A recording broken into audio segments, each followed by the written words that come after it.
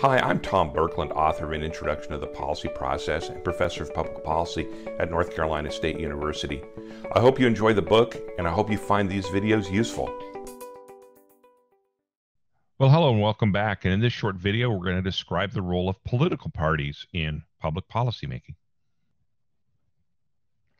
So what do political parties do in the policy process? Well, they clearly provide cues for voters as for whom to vote for, Democrats or Republicans, because political parties contain broad sort of policy commitments. And in general, voters generally understand the platform on which the parties are running. You know, there's this belief that Republicans are more pro-business and small government, and Democrats are more about more active policy intervention in the economy and regulation of the environment, things like that. And people understand these broad differences. And so, particularly in recent years, the positions of the parties have become very clear, and citizens respond to that. The second role is, besides providing cues for voters about policy preferences, is in transmitting political preferences from the electorate to the elected branches.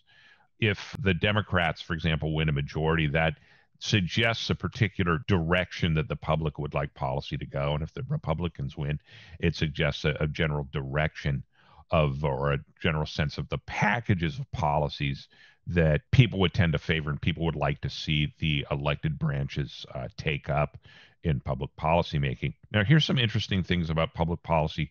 Parties help elected officials and their supporters create packages of policy ideas, because if people understand that various positions are associated with one party and or the other, political parties come together and help create, a platform, which is in so many words a collection or package of the sorts of policy ideas that the party intends to pursue, such as lower taxes and less government, or maybe higher taxes on wealthy people to pay for public services, things like that. Those are the sort of packages that you would expect to see from a party. Now, there are many political parties in the United States. You might say, well, what do you mean by that? There's only two. There's Democrats and Republicans. But you think about it. You think about the political parties in terms of the Democratic and Republican presidential party. So when the president's a Republican, then there's a Republican presidential party, if you will. And then there's sort of a party in waiting, the Democrats, who are jockeying for position to run for president next time. And if the situation is reversed, then the Democrats are in the presidency and the Republicans are jockeying for position to gain the presidency. So there are two of those parties, one Democrat, one Republican. Then there's the Democrats and Republicans in the House, and the Democrats and Republicans in the Senate, which may not have exactly the same beliefs.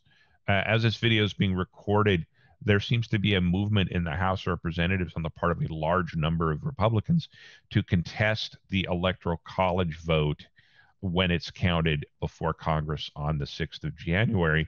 The Republicans in the Senate are somewhat less prone to take that action. So there are some differences between the two bodies because they are different bodies. And the Democrats in the House have a loyalty both to their party and to the institution. And the Republicans in the Senate, for example, have a loyalty to the institution and the party. So there are subtle differences there. And then there are Democrats and Republicans in all the state legislatures. So there's 99 of those parties. Nebraska only has one house of its legislature, so we only have 99 rather than 100. And then you have the gubernatorial party, whether it's Democratic or Republican. So there's 50 of those parties. And so 155 different political parties. Now, they're not entirely different. They're not entirely separate or unique. But there are differences. The Republican Party in New York is going to look a little bit different than the Republican Party in Texas or in Arizona or Colorado or in Alaska. So there are state-by-state variations in parties that may help explain why there are differences among the states in terms of policy preferences. Now, what does the party system mean for public policy? It means that there are going to be conflicts in our politics over issues that influence public policy, and they're going to be based on partisan and ideological differences. And the question is this bad? Is it bad that we have political parties? Is it bad that there are ideological differences? And I'm not sure that it's a bad thing necessarily, although in a two-party system, the growing degree of political polarization is probably not terribly healthy, for the system in terms of the making of necessary public policy. In fact, our two-party system means that there needs to be bipartisan cooperation on some issues to get anything done. Now, some states have very dominant parties that tend to run sort of everything. California has a very strong Democratic Party. Maryland traditionally has a very strong party. But even then, the parties will divide into factions, into say more conservative or more liberal factions. And you need to have cooperation to get things done. And that cooperation is possible. A couple of days ago, the Congress overrode President Trump's veto of the National Defense Authorization Act by substantial margins, suggesting broad bipartisan consensus over the bill that funds the military. So as much as you hear about political polarization increasing in the United States, there is still some room for bipartisan cooperation. Now, has political polarization increased in the United States?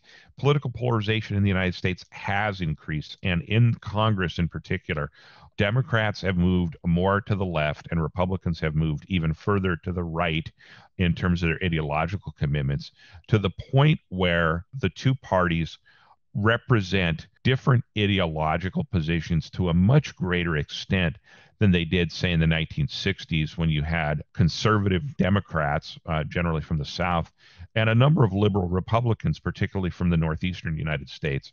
The party system has sorted it out in the United States in such a way that if you're politically liberal, you're more likely to be a Democrat, and if you're politically conservative, you're more likely to be a Republican. Parties matter because they organize the legislative branch, and parties matter because they provide people with cues about what policies are likely to be pursued by the members of those parties if they're elected to government, and therefore they have a direct influence on public policy. Now, I want to wrap up with a discussion of political polarization and political parties, because it matters in terms of the kind of policies that are made. This is data from the Pew Research Center, very well-respected group that studies American politics and civic life. And there are 3 years shown here, 1994, 2004, and 2014.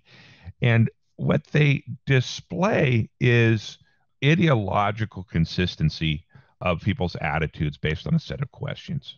So the blue area in the chart shows how Democrats organize themselves sort of ideologically along something that looks like a bell curve. And the line is the middle position. So you can see that the Democrats are somewhat to the left of Republicans on a set of ideological measures. And in 1994 and in 2004, there was a fair bit of overlap between Democrats and Republicans on their political beliefs. But by 2014, you can see that the extent of that overlap had really declined, and that the median Democratic attitude towards various issues in politics had moved to the left, and the median Republican attitude had moved to the right. And so this polarization is not just a sorting of the two parties into more clear sort of ideological packages, but it's also a movement apart in terms of ideological positions. And so this is very concerning to a lot of people, because in a two-party system, you need to have some room for compromise. There is some overlap in the middle there. Perhaps ideological polarization isn't as big a problem as some people would say, but ideological polarization is manifesting itself in the way in which Congress does its business and in the nature of the demands that people have on our political system. So that's the role of parties in American politics. Parties, the role of parties, the nature of parties, it's always been a controversial and important part of American politics. And it's one that you'll learn much more about were you to take a course on parties and elections, or an advanced course in American politics. But political parties do matter a great deal in the formation of public policy. Thanks for watching this video. As always, I really enjoy hearing from students and teachers about the book and about public policy. Feel free to reach out to me at tom@tomberkland.com or visit my website, tomberkland.com. Thanks again for watching.